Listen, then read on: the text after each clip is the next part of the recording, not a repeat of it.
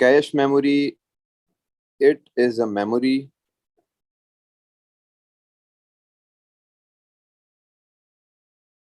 या हम इसको कह सकते हैं कि it is a small data that is stored when user opens an app और अ फाइल। ठीक है, लेट्स से व्हाट्सएप एक ऐप है। ठीक है, मैंने व्हाट्सएप को ऑन किया। व्हाट्सएप को ऑन करने के बाद मैंने फर्स्ट टाइम इसको ऑन किया, फिर मैंने सेकंड टाइम ऑन किया। एक आपके पास माइनर सा डेटा सेव हो जाएगा, जैसे लेट्स से 0.13 KB। ये आप लोग अपनी सेटिंग्स में भी देख सकते हैं, कैश मेमोरी। ठीक है, अगर किसी को सेटिंग्स में कैश मेमोरी देखनी है तो आप अपने मोबाइल की सेटिंग्स में देख सकते हैं। बहुत माइनर मेमोरी होती है। अच्छा, अब ये स्टोर करने का फायदा क्या है? जब ये स्टोर होती है, अब जब मैं थर्ड टाइम व्हाट्सएप को एक्सेस करूंगा ना, व्हाट्सएप जल्दी एक्सेस होगा मुझसे। व्हाट्सएप जब रन होगा तो वो जल्दी run, it will run at a faster rate. ठीक है, वो क्यों? क्योंकि बैकग्राउंड डेटा स्टोर कर लिया है पहले से ही, मेरी प्रेफरेंस स्टोर कर ली है पहले से। 0.13 KB के अंदर मेरा व्हाट्सएप स्टार्टअप का जो टाइम है, स्टार्टअप टाइम, वो स्टोर हो चुका है पहले से। तो यूजर को कम से कम टाइम मिले, यूजर का एक्सपीरियंस ज्यादा से ज्यादा अच्छा हो, इसलिए एक कैश मेमोरी स्टोर हो जाती है। ठीक है, इसके फायदे हैं। अच्छा, कभी कभार इररेलेवेंट स्टोरेज भी हो जाती है इसकी, जैसे कोई ऐसी ऐप जो मैं इस्तेमाल नहीं कर रहा। ठीक है, अब जैसे लेट से एक ऐप है मेरे पास, पीडीएफ रीडर के नाम से, और मैं इसको इस्तेमाल नहीं कर रहा, लेकिन मैंने पास्ट में कभी इस्तेमाल की होगी, तो उसकी मेरे पास कैश मेमोरी थोड़ी सी आ गई है, जैसे 0.01 MB हो गई, लेट से एग्जाम्पल दे रहा हूँ। तो ये मेरे पास मेमोरी गार्बेज हुई है ना, क्योंकि I am not using PDF reader. तो फिर मैं यहाँ से इसको डिलीट कर दूंगा। तो कैश मेमोरी अल्टीमेटली यूजर के लिए ही बनाई गई है। ठीक है,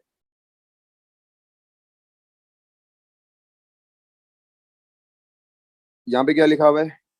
When we use the data, it is loaded into random access memory because it is much faster to access the data from RAM than the hard disk. तो cache memory एक shortcut बना देती है आपको। when you are accessing some data, shortcut बना देती है RAM से, उस डेटा को रैम में लोड करवा देती है, ताकि जब भी a user opens an app or a website or a file, RAM is used to directly open it rather than opening it from the hard disk. ठीक सर है, हम ये बोल सकते शॉर्टकट। हैं कि कैशे वो है, क्या बोलते हैं, रजिस्टर के तौर पे काम करता है। बिल्कुल बिल्कुल कह सकते हैं हम, लेकिन इसको आप रजिस्टर बोलेंगे नहीं, लेकिन हाँ, एक तरह से इसका फीचर एक तरह से ये कि रजिस्टर की तरह काम कर रहा है। बस फर्क ये है कि इसके अंदर से जो डेटा है वो ओपनिंग के अंदर बार बार यूटिलाइज हो रहा है। रजिस्टर तो थोड़ी देर के लिए रखता है ना।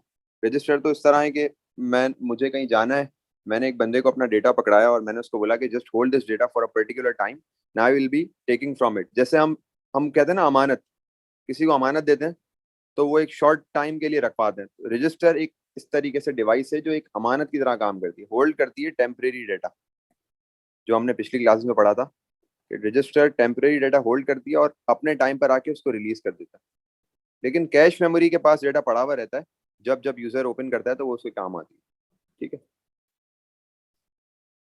Okay. The larger the cache size, the better the performance. ठीक है, जितनी लार्जर कैश साइज होगी उतनी ज्यादा जो है आपकी ऐप की परफॉर्मेंस, आपकी फाइल की परफॉर्मेंस अच्छी होगी, because you are able to store more data locally. ठीक है,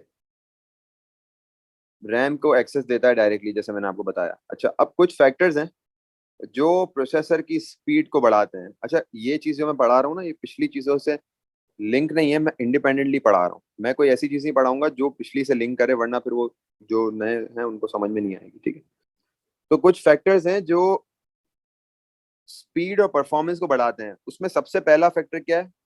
इंक्रीजिंग बस। जी अहमद, बस क्या होती है? बसेस जो यूज हो रही है हमारे पास। ठीक है, डेटा कैरी करने के लिए यूज होती है, और क्या कैरी करती है? सर एड्रेस और कंट्रोल करती है उसके डेटा को ट्रांसफर को। ठीक है, एड्रेस को करती है। एड्रेस, तीन तरह की बसेस होती है हमारे पास। एक एड्रेस बस होती है जो एड्रेस को एक कंट्रोल करती है, कंट्रोल बस होती है, एक एक कंट्रोल बस कंट्रोल बस होती है। होती है, बिल्कुल ठीक है, और एक डेटा बस होती है। ठीक है, जो हमने पिछली क्लास में इसके बारे में देखा था, तीन तरह की बसेस होती हैं। अब यहाँ पे एक पॉइंट लिखा हुआ है, performance and speed increases with increasing बस। अब मैं आपको इसको रियल लाइफ सिनेरियो से जोड़ता हूँ। अच्छा, लेट से मैं एक बाइक पे ट्रैवल कर रहा हूँ। ठीक है, बाइक पे ट्रेवल जब मैं कर रहा हूँ तो कितने बंदे ट्रेवल कर सकते हैं बाइक पे? एक बंदा ट्रेवल कर सकता है ना, सिर्फ मैं कर सकता हूँ या दो बंदे कर सकते हैं। तो मेरी जो ट्रांसपोर्ट है वो क्या है? छोटी है, तो अकोमोडेट नहीं कर सकती ज्यादा स्टूडेंट्स को, ज्यादा बंदों को अकोमोडेट नहीं कर सकती। तो क्यों नहीं कर सकती? क्योंकि मेरी ट्रांसपोर्ट छोटी है। अब मैं एक गाड़ी में ट्रेवल करता हूँ अगर, तो मेरी ट्रांसपोर्ट बढ़ गई, अब ज्यादा लोगों को अकोमोडेट कर सकती है। तो यही वाला डिफरेंस यहाँ पे आ रहा है कि ज्यादा डेटा को कौन अकोमोडेट करेगा? जो बस ज्यादा होगी। अगर डेटा बस की हम बात करें तो इंक्रीजिंग बस का मतलब ये है कि बड़ी बस जो होगी ना वो ज्यादा डेटा को अकोमोडेट करेगी। ट्रांसपोर्ट वाला आ जाता है, ट्रांसपोर्ट वाली बात आ जाती है, ठीक है। तो परफॉर्मेंस कैसे, स्पीड कैसे बढ़ेगी, परफॉर्मेंस कैसे बढ़ेगी? अगर हम बस को इंक्रीज कर दें, इसका मतलब हमने अपनी जो तादाद थी वो इंक्रीज कर दी, कैपेसिटी इंक्रीज कर दी, ठीक है। Second point, increase in clock speed. Clock speed को मैं वापस रिवाइज करवा दूं, clock speed means the number of cycles CPU takes per second, ठीक है। Number of cycles CPU takes per second, एक सेकंड में सीपीयू कितनी नंबर ऑफ साइकिल्स को प्रोसेस करता है, कितनी नंबर ऑफ साइकिल्स को जनरेट करता है, कितनी नंबर ऑफ साइकिल को टेक करता है, इसको हम कहते हैं क्लॉक स्पीड, ठीक है। ये इस तरह समझ लो कि एक एथलीट है, उसके भागने की एक स्पीड है ना जैसे, इसी तरीके से सीपीयू की परफॉर्मेंस की स्पीड होती है। तो जितनी क्लॉक स्पीड बढ़ेगी उतनी ज्यादा स्पीड बढ़ेगी, ठीक है। अच्छा, performance can be change bye altering बस विथ, जैसे मैंने आपको बताया ये इंक्रीजिंग बस की बात हो रही है ना, बस विथ की बात हो रही है, उसकी चौड़ाई बढ़ा दो, उसकी विथ बढ़ा दो, ठीक है। क्लॉक स्पीड बढ़ाओगे तो भी चेंज होगी। और multi core CPU, multi core CPU का क्या मतलब है जी? Anyone? Using a multi core CPU means? दो तीन sir process. Multiple sir multiple का काम एक साथ कैरी ऑन कर सकता है। ठीक है, लेकिन मल्टी कोर का क्या मतलब है? यहाँ पे कोर क्यों इस्तेमाल हो रहा है? अच्छा, कोर क्या होता है? जैसे anyone know what is a core? I am talking about a core, CORE। Sir बिल्कुल, प्रोसेसर। बिल्कुल ठीक है। Core is known as a short, a small processor that does a specified task, ठीक है। Core is a small processor that does any task. छोटा सा काम है, लेट से मुझे प्लस करना है, तो कोर को मैं दे रहा हूँ, कमांड्स दे रहा हूँ और कोर मुझे प्रोसेस करके दे रहा है। तो अगर एक सीपीयू में एक से ज्यादा कोर हुए, जिसका मतलब क्या है, मल्टी कोर हुए। तो अगर मल्टी कोर हुए तो उससे क्या होगा? परफॉर्मेंस पे फर्क पड़ेगा, ठीक है। अब आपने सुना होगा पहले मोबाइल आता था सिंगल कोर, जो छोटे नोकिया के मोबाइल्स होते थे देवर सिंगल कोर। फिर आहिस्ता आहिस्ता जब टच स्क्रीन आने लगी, और सीपीयूज के अंदर भी यही वाली बात, जब हमारे पास पेंटियम 5 होते थे, पेंटियम 4.5, पेंटियम 5, तो उस टाइम पे हमारे पास डुअल कोर चलता था। परफॉर्मेंस नॉर्मल थी, we were able to carry out the task. लेकिन जब हमारे पास अब कोर 2 डू आ गया है, और आई कोर 2 आ गया, आई कोर 3, आई कोर 4, अब क्वाड कोर हो गया। ये क्वाड कोर का मतलब क्या है? अब हमारे पास कितने कोर्स आ गए? Sir 4 core. 4 कोर्स आ गए हैं, ठीक है। तो quad core means we have 4 cores now that are working in place of a single core. अब एक के बदले चार काम कर रहे हैं, ठीक है। तो ऑब्वियसली बात है, when 4 cores are working, the instructions are being catered at a faster rate, ठीक है। तो ये डिफरेंसेस आ जाते हैं, ये हम फैक्टर्स पे अभी डिस्कशन कर रहे सर, हैं जी, बोले। ये क्लॉक स्पीड जो थी वो क्या थी? क्लॉक स्पीड बेसिकली सीपीयू की प्रोसेसिंग स्पीड होती है, कि कितनी नंबर ऑफ साइकिल सीपीयू एक सेकंड में प्रोसेस करता है, ठीक है। वो डिपेंड किस पे करती है? ये डिपेंड करती है इसके स्पेसिफिकेशंस पे, इसकी रैम पे, इसकी रोम पे, इसकी हार्ड ड्राइव पे, इसके अंदर जो एसडी कार्ड्स लगे हुए हैं, ग्राफिक कार्ड्स लगे हुए हैं, ये सारी चीजों पे डिपेंड करता है। सर, एक सिस्टम क्लॉक भी होती है बिल्कुल बिल्कुल। कंप्यूटर में, तो ये मैं उससे रिलेटेड है? बिल्कुल, ये इसी से रिलेटेड मैं आपको बताता हूँ। मैं पीछे जाके यही वाली दोनों चीजें कनेक्ट करता हूँ। ये देखो, सिस्टम क्लॉक। अब यहाँ पे क्या लिखा हुआ है? System clock is use to produce timing signals, ठीक है। ये टाइमिंग सिग्नल्स प्रोड्यूस करता है, और ये किसके टाइमिंग सिग्नल्स प्रोड्यूस करता है? क्लॉक स्पीड के टाइमिंग सिग्नल प्रोड्यूस करता है। इसका मतलब ये है, मैं एक एग्जांपल दे रहा हूँ कि लेट से मैं एक एथलीट हूँ, मैं एक रनर हूँ, और मैं रन करता हूँ लेट से 10, इसको एक सेकंड में बता दूं, एक मैं जब रियल लाइफ सिनेरियो से इसको कनेक्ट करूंगा तो आप लोग को समझ में आ जाएगा। 10 किलोमीटर पर आवर से मैं रन करता हूँ, ये बहुत ज्यादा बोल दिया। लेट से मैं 5 किलोमीटर पर आवर से रनिंग करता हूँ, ठीक है।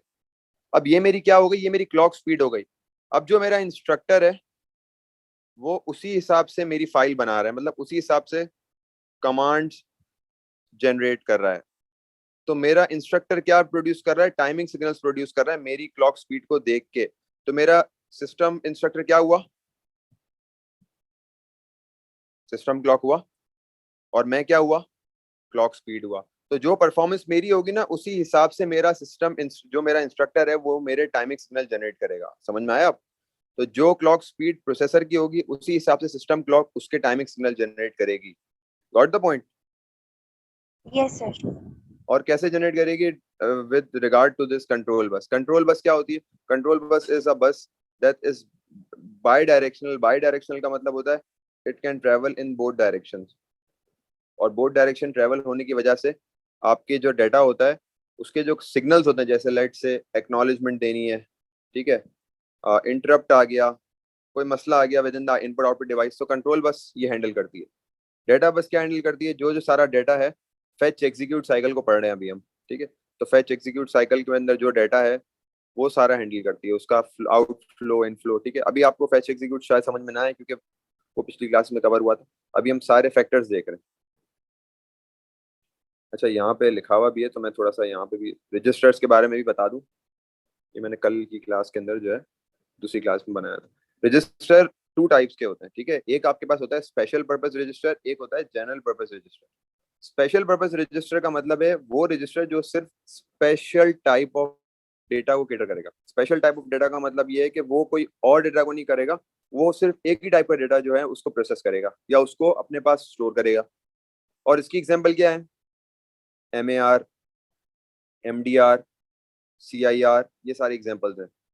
और ये सारे एग्जांपल्स हमने रजिस्टर्स के बारे में पढ़ा था। ये MAR, MDR, ALU, ठीक है। तो अगर कोई किसी को मसला भी हो रहा होगा ना बाद में, तो मैं चीजें रिवाइज थोड़ी सी करवा सर दूंगा। एमडीआर के नीचे सीयू नहीं आएगा? MDR के नीचे सीयू नहीं आएगा? नहीं, CU तो आपका कंट्रोल, वो तो मैंने प्लेसमेंट तो आप कहीं भी रख सकते हो उसको, प्लेसमेंट का मसला नहीं है। ये तो मैंने इस बस समझाया ये है कि CU कंट्रोल यूनिट और सारे रजिस्टर्स, मेमोरी, ये तो मैंने अपनी प्लेसमेंट बनाई हुई है, फेच एग्जीक्यूट के अंदर होते हैं, ठीक है। सर आपका था क्लियर पिक्चर दिखाएंगे इस डायग्राम की जो साइड में बना था। जी। अच्छा, अब आ जाओ आप इंस्ट्रक्शन सेट पे। इंस्ट्रक्शन सेट को क्या बोलते हैं? ये इंस्ट्रक्शन सेट, आपके पास जो सारे कमांड्स होते हैं उसकी एक लिस्ट होती है पीसी के पास। जब फेच एग्जीक्यूट साइकिल का मकसद क्या है? फेच एग्जीक्यूट साइकिल क्या करती है सन? या फिर कोई और अगर सर किसी सर बेसिकली आइडिया हो। मेमोरी से डेटा को सबर सबर, एक सेकंड पहले मैं किसी और से पूछ के देखता हूँ, if anyone knows anything about. जी अबीरा और आमना और खतीजा, एनीवन? सर मैं बताऊं? जी बताएं। सर फेच डिकोड, वो पहले डेटा को फेच करती है, फिर उसको डिकोड करती है, फिर उसको एग्जीक्यूट करती है इंस्ट्रक्शंस को। ठीक है, अब और फेच डिकोड एग्जीक्यूट का मतलब क्या है? If you are saying fetch execute और डिकोड, तो what do you mean about this? सिर्फ फेच लाइक वो डेटा को लेके आती है, फिर उसकी ठीक प्रॉपर है, डिकोडिंग करती है 0101 टाइप वाले उसमें, ताकि कंप्यूटर ठीक है, अंडरस्टैंड कर सके। बिल्कुल सही है, सही, ठीक हो गया। और एग्जीक्यूट का मतलब? उसका एग्जीक्यूट करती है ताकि वो आउटपुट दे सके। ऑल राइट, ठीक हो गया, बिल्कुल सही है। फेच एग्जीक्यूट साइकिल तीन चीजों पे बेस करती है बेसिकली: इनपुट, प्रोसेस और आउटपुट। और ये जो आर्किटेक्चर बनाया गया है, ह्यूमन के ब्रेन को इंटरसेप्ट करते हुए बनाया गया है। कि ह्यूमन ब्रेन किस तरीके से काम करता है, वो इनपुट करता है, उसको प्रोसेस करता है और फिर आउटपुट करता है, ठीक है। तो इसी तरीके से इंसानों ने भी एक मशीन इस तरह की बनाई कि कुछ कुछ हद तक ह्यूमन कैरेक्टरिस्टिक्स उसमें हो, मतलब ह्यूमंस की तरह जो है, ह्यूमन का आइडिया लेने के बाद किसी तरीके से इसी मैकेनिज्म पे वो इनपुट ले, प्रोसेस करे और आउटपुट ले, ठीक है।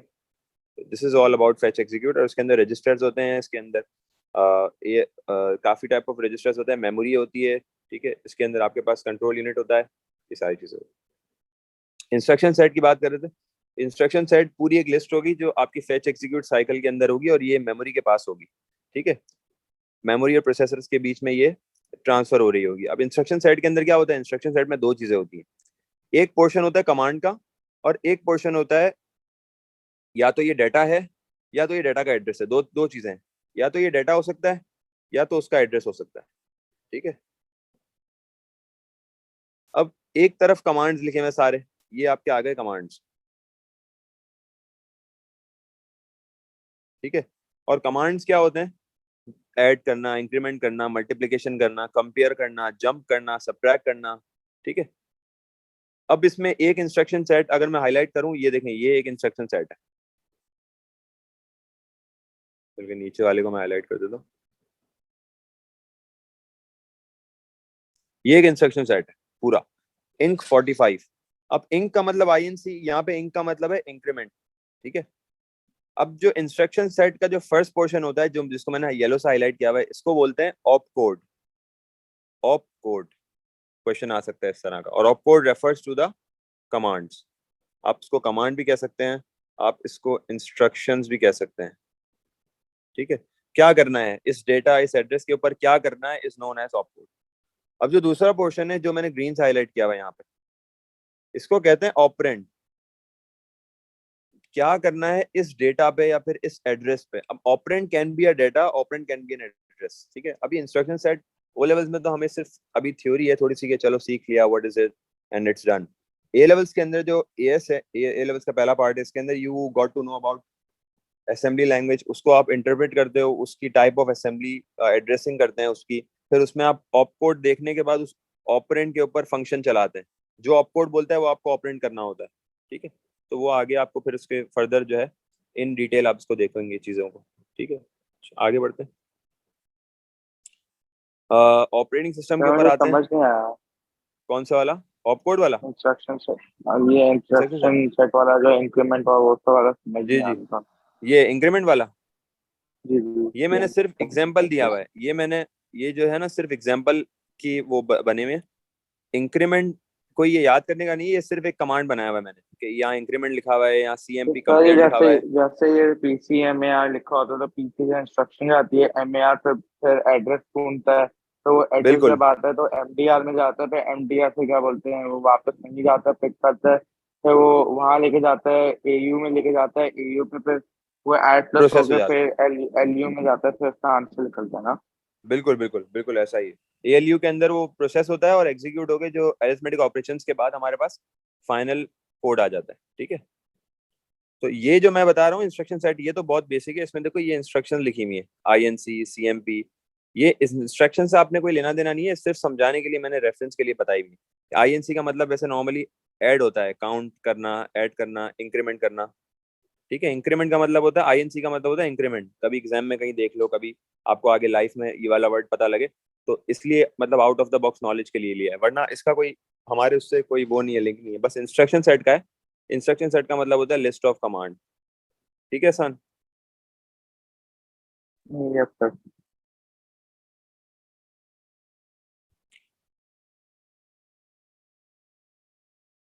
Instruction set are the low level language instructions, ये भी एक बात को हाईलाइट कर लो, ठीक है। अपने पास भी नोट्स के अंदर इसको हाईलाइट कर लें। अच्छा, अब हम आते हैं ऑपरेटिंग सिस्टम पे। सर लो ऑपरेटिंग लेवल क्या? सिस्टम, लो लेवल का क्या मतलब? लो लेवल का मतलब होता है, लो लेवल लैंग्वेज मींस दो तीन तरह की लैंग्वेजेस होती हैं हमारे पास, वो अभी हम डिस्कस करेंगे, अभी हम आए नहीं इस पे। हाई लेवल, लो लेवल और असेंबली लैंग्वेज, अभी हम इस पर आए नहीं, जब इस पर आएंगे तो हम प्रॉपरली इस पर डिस्कस करेंगे, हाई लेवल क्या होती है, लो लेवल क्या होती है, असेंबली क्या होती है, ठीक सर है। लो लेवल तो वही machine code, machine language machine होती कोड है होता जो है, मशीन बिल्कुल समझती है। बिल्कुल बिल्कुल। लो लेवल का मतलब मशीन कोड होता है, जो मशीन को समझ में आता है, मशीन अंडरस्टैंडेबल होता है।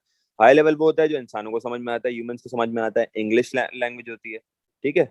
ये सारी चीजें हम फिर उसमें हम करेंगे। ओके, ऑपरेटिंग सिस्टम की बात करते हैं।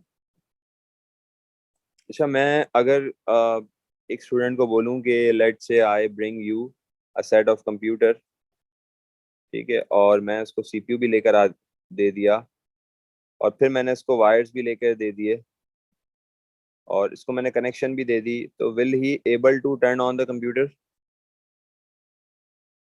जी,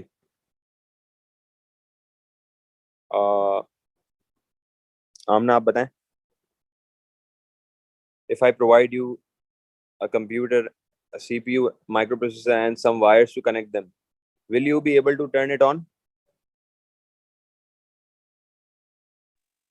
Yes. Okay, how? by connecting it ठीक through है, you have electric. okay, you have connected them through a socket. Now you can turn it on. Can you operate it? Yes. Can you do any of your tasks here? No, Why? because I don't have mouse or any keyboard to input data. Given the keyboard, you are being given the keyboard, you are being given the mouse. Yes, then I can do. Can you do any of your tasks you want to do on the internet? Anything you want to apply, any app you want to use, you can do it. Yes. Keeping in note that these all the devices are newly purchased.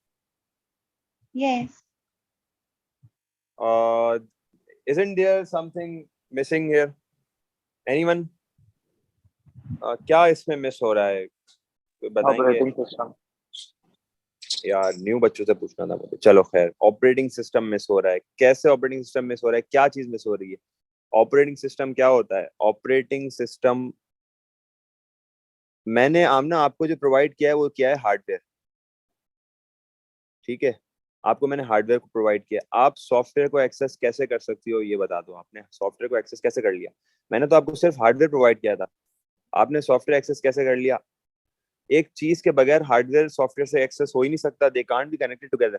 And what is it? That is operating system. जब तक मैं आपको operating system का access नहीं देता या operating system install नहीं करके देता सीपीयू में, आई मीन हार्ड डिस्क के अंदर, तब तक आप इसके अंदर कोई काम नहीं कर सकती। The CPU will remain on, the processor will remain on, the monitor will remain on, लेकिन एक ब्लिंकिंग लाइट चलेगी इसके ऊपर और यहाँ लिखा हुआ आएगा HDMI केबल नॉट कनेक्टेड और different, you will be seeing different colours here. ये शायद किसी के साथ एक्सपीरियंस हो। विंडोज जब तक करते नहीं है तो कंप्यूटर के ऊपर एक छोटा सा एक पॉपअप स्क्रीन आती है, लिखा हुआ आता है कनेक्ट योर HDMI केबल। इस तरह के मसले आ रहे होते हैं because there is no operating system installed. या कभी कभी किसी मसले में डायरेक्ट कंप्यूटर ऑन होके बोल देता है you have no operating system. ठीक है, और ऑपरेटिंग सिस्टम क्या होता है? कौन सा ऑपरेटिंग सिस्टम होता है? कोई एग्जांपल देंगे मुझे? Windows.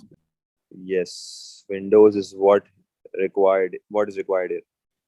So I will install this Windows in the CPU and then you can do any of your tasks here. You can get access to Google Chrome, you can get access to any of the app, you can avail any services on the internet, you can do any tasks, you can use Microsoft Office. कैसे होगा possible?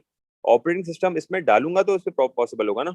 जब मैं operating system डालूंगा तो आपका software आपके hardware से connect हो जाएगा। और what will be the bridge? This operating system will be the bridge है। ठीक है, तो ऑपरेटिंग सिस्टम की डेफिनेशन हमें पता लग गई कि it is a device that connects hardware with software and runs them. ठीक है, तो ये आप लोग अपने पास नोट डाउन कर सकते हो ऑपरेटिंग सिस्टम की डेफिनेशन के। ऑपरेटिंग सिस्टम, सॉरी डिवाइस मैंने यहाँ लिख दिया, प्रोग्राम होगा। जी बोलें सर। सीआईएस में ऐसा तो नहीं ना, जो डेफिनेशन उसको रख के चले आप तो खुद के ओन वर्ड्स में तो लिख सकते हैं ना? बिल्कुल बिल्कुल बिल्कुल, अपने ओन वर्ड्स में ही लिखना है। देखो मैं नोट से एक लाइन पे आपको अभी तक लिखवाई नहीं है। क्यों? क्योंकि समझने के पहले हम क्राइटेरिया समझेंगे, क्राइटेरिया समझने के बाद अपने ओन वर्ड्स में लिखेंगे, लेकिन आइडिया होना चाहिए आपको। ठीक है, आपको बस ये पता लग गया ना कि हार्डवेयर एंड सॉफ्टवेयर कनेक्ट हो रहे हैं, बस अब आप अपनी definition, you can make your own definitions.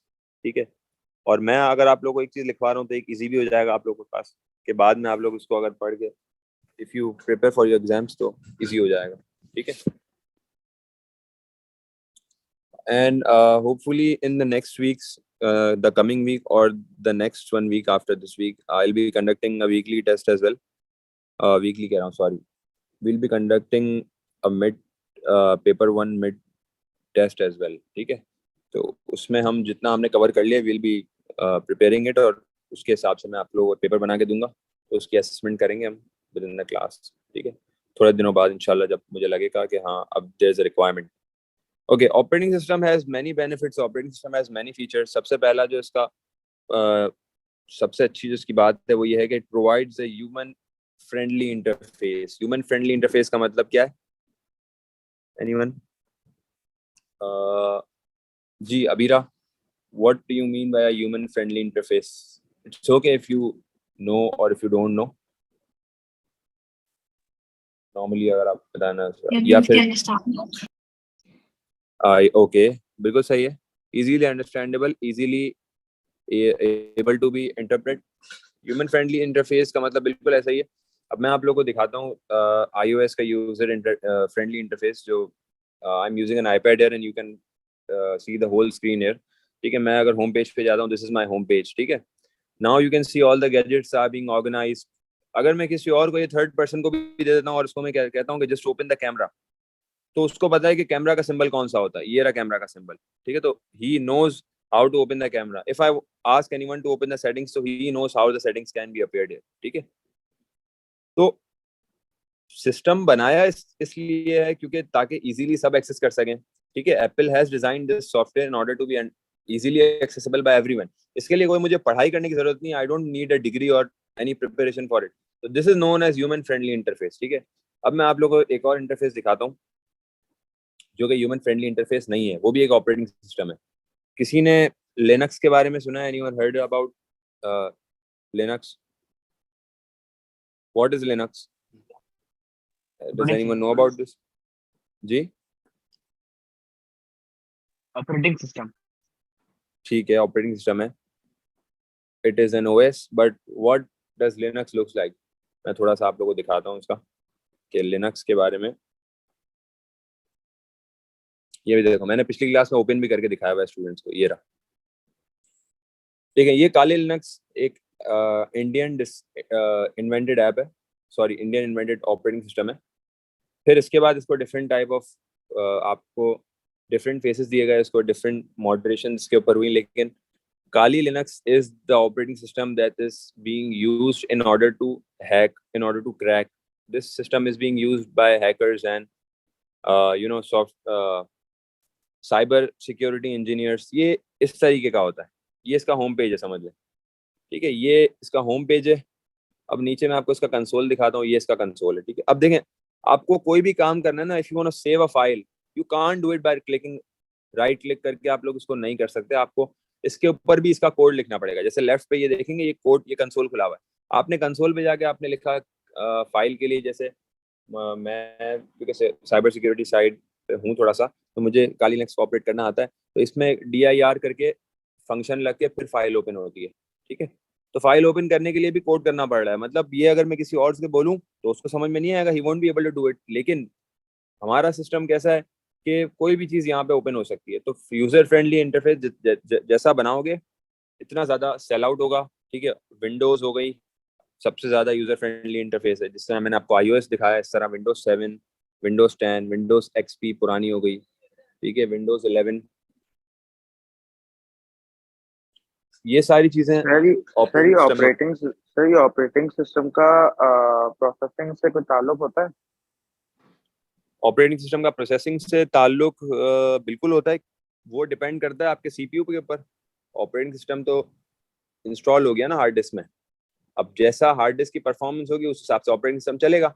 अगर हार्ड डिस्क की कैपेसिटी कम होगी तो उसके हिसाब से स्लो चलेगा. अगर SSD लगाई हुई है आपने, SSD is a more faster storage device.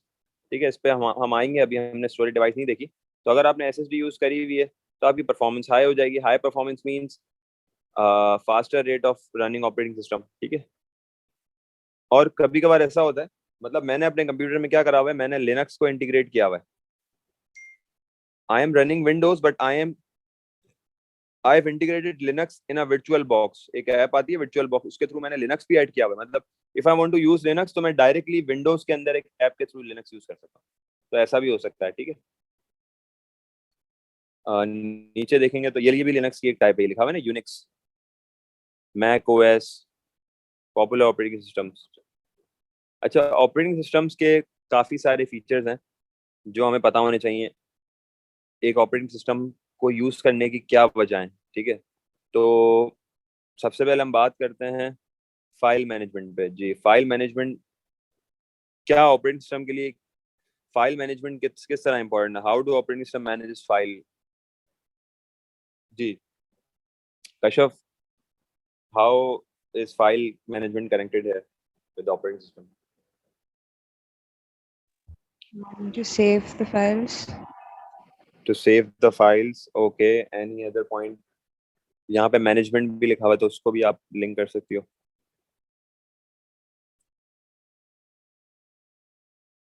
उन्होंने कहा कि सेव, या आप कह सकते हो डिलीट फाइल्स, ठीक है। Any other point, anyone else?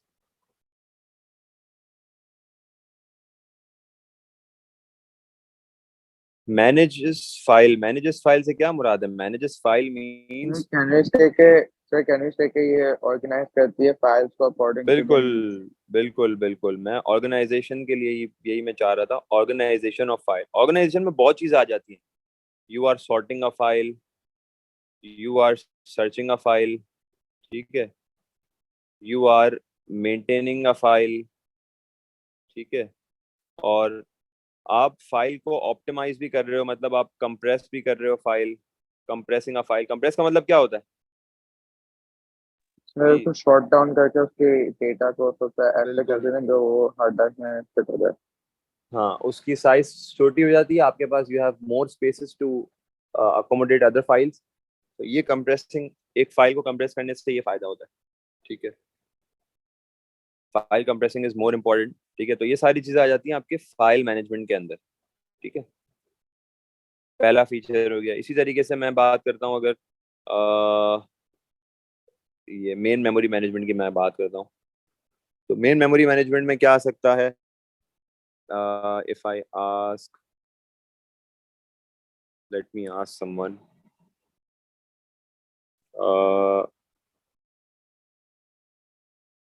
जी खतीजा, क्या हो सकता है मेन मेमोरी में? या फिर अहमद, क्या हो सकता है? सर जो हमारी मेमोरी की स्टोरेज वगैरह होती है उसको मैनेज करना। देखिएगा चले ठीक है अहमद, आवाज आपकी इंटरप्ट हो रही है। खदीजा, मैंने आपका सुन लिया जी। अहमद, क्या? मेमोरी में कितना जंक है, कितनी अवेलेबल स्पेस है, तब वो बताता रहेगा कि भाई जितनी आपका क्या कहते हैं अगर इतने जंक है, इतने एक्सपेक्टेड है, आपकी मेमोरी अभी इतनी बढ़ सकती है। ठीक है, तो आप मैनेजेस मेमोरी की बात कर रहे हो कि कितनी फ्री स्पेस है वो सारी काउंट करना, मतलब keeps a track on space available, ठीक है, या फिर कंज्यूम, दोनों के ऊपर ट्रैक रखना। कंज्यूम। जी खदीजा, आपने क्या बोला? सर मैंने कहा था कि मेन मेमोरी की स्टोरेज वगैरह को चेक करना। किस तरीके से मतलब चेक करना? लाइक आपकी कितनी स्टोरेज यूज हो गई है, कितनी अवेलेबल है, और आपकी जो फाइल्स हैं वो कहाँ पे स्टोर है, और ये सब चीजें। बिल्कुल बिल्कुल बिल्कुल, ये आपने आखिरी में पॉइंट बोला ना, मैनेजमेंट बाय मेमोरी टाइप, मतलब कौन सी मेमोरी यूटिलाइज हो रही है। Either it's RAM that is being utilised, either it's virtual memory that is being utilised, ठीक है। किस तरीके से, क्या रैम यूटिलाइज हो रही है या वर्चुअल मेमोरी यूटिलाइज हो रही है, या इन दोनों के बीच का कोऑर्डिनेशन। वर्चुअल मेमोरी क्या होती है, अभी हमने नहीं आया वर्चुअल मेमोरी पे, लेकिन मैं सिर्फ एग्जांपल दे रहा हूँ कि टाइप ऑफ मेमोरीज किस तरीके से इसका रिकॉर्ड रखना, ठीक है। इनपुट आउटपुट डिवाइसेस का क्या हो सकता है जी? आमना, क्या हो सकता है उससे इसका? कमांड जी बोले बोले, जी बोलो अहमद। उससे कमांड लेता है वो इनपुट डिवाइसेस से, और फिर वो लाइक प्रोसेस करके आपके स्क्रीन पे उसको लाइक वो ले आता है। ठीक है, और आउटपुट डिवाइसेस के अगर आपने उसे कमांड दिया प्रिंट का, तो वो उसे खुद प्रोसेस करेगा और फिर प्रिंटर से प्रिंट निकालेगा, सही है। तो इसका मतलब ये ऑपरेट करवा एग्जीक्यूट रहा है ना करेगा। खुद को। बिल्कुल ठीक है। तो ऑपरेट आईओ डिवाइसेस एंड, जैसे आप कह रहे हो, गिव्स देम कमांड, ठीक है, बिल्कुल सही है। So it keeps an eye on what device is connected with the system. Keeps an eye on, What devices are connected ठीक with है, the computer? ठीक है, बिल्कुल सही है। तो आप कह सकते हो चेक्स इंटीग्रेशन। इंटीग्रेशन का मतलब कनेक्शन होती है, ठीक है। इंटीग्रेशन ऑफ डिवाइसेस, जैसे ये बता देता है कि कौन सी डिवाइस कनेक्ट है, जैसे इन्होंने बोला कौन सी नहीं है, कहाँ पे मसला आ रहा है आईओ डिवाइस में, कौन सी डिवाइस इशू हो गया है, किस डिवाइस को का मतलब खराब हो गई, कौन सी डिवाइस की रिपेयरिंग जरूरी है, ये सारी चीजें बता देता है आपको। और 1 by 1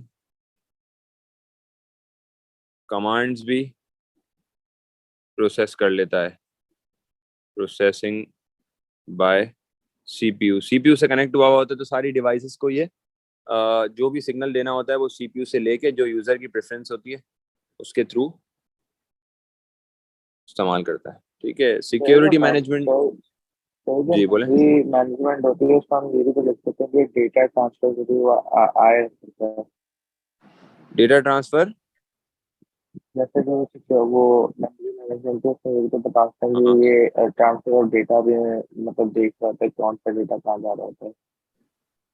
मेन मेमोरी के अंदर मेन मेमोरी मैनेजमेंट, जी जी। हाँ बिल्कुल लिख सकते हैं। कीप्स अ ट्रैक के अंदर फिर ये भी आ जाता है, बिल्कुल कह सकते हैं। सिक्योरिटी मैनेजमेंट क्या हो सकती है? Security management, how OS provides security management. जी, who will कोई tell वो this? बताएगा वायरस है, वायरस नहीं, कोई पोटेंशियल थ्रेट है, कोई मैलवेयर है। सही है। Software installed to keep track of malware। ठीक है, ऑटोमेटिकली इंस्टॉल्ड होते हैं। जी बोले। फायरवॉल, जैसे फायरवॉल हो गया, बिल्कुल, जैसे कि प्रॉक्सी आपने बिल्कुल ठीक है फायरवॉल कह दिया। ठीक है, और security management provides double layer security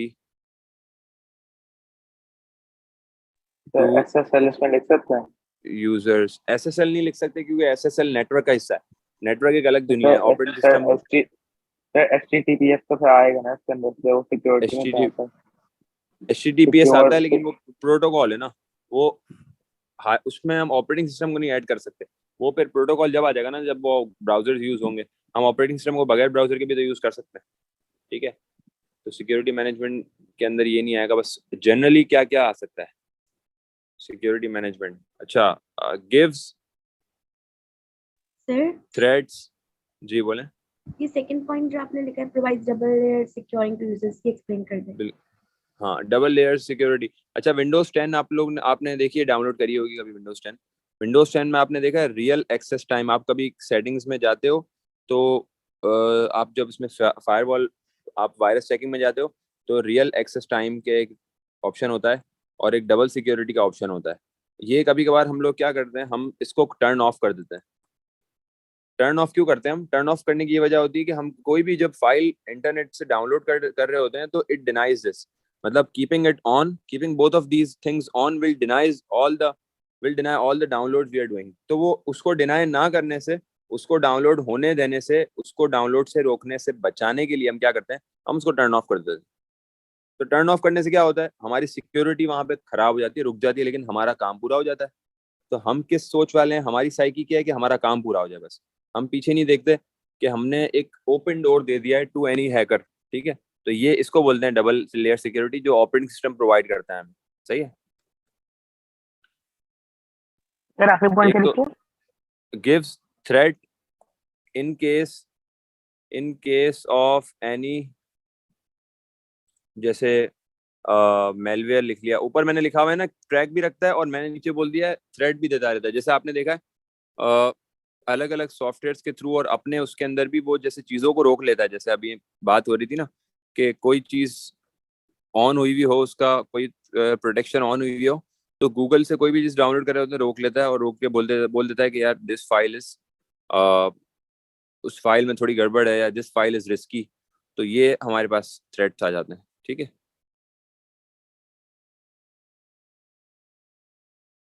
तो ये हमने डिफरेंट टाइप पढ़े, इसमें और भी काफ़ी हैं। प्रोसेस मैनेजमेंट में भी थोड़ी सी बात करते हैं। जी, प्रोसेस मैनेजमेंट कैसे हो सकता है? It provides multitasking. मल्टीटास्किंग का क्या मतलब है? मल्टीटास्किंग कह लो, मल्टीटास्किंग कह लो, और इट प्रोवाइड्स मल्टी प्रोसेसिंग। अलग अलग चीजें हैं ये, ठीक है, इसको मिलाना नहीं। मल्टीटास्किंग, मल्टी प्रोसेसिंग अलग अलग चीजें ऐसे हैं क्योंकि मल्टीटास्क और मल्टी प्रोसेस का मतलब ये होता है कि व्हेन टू और more things are being processed at a single time.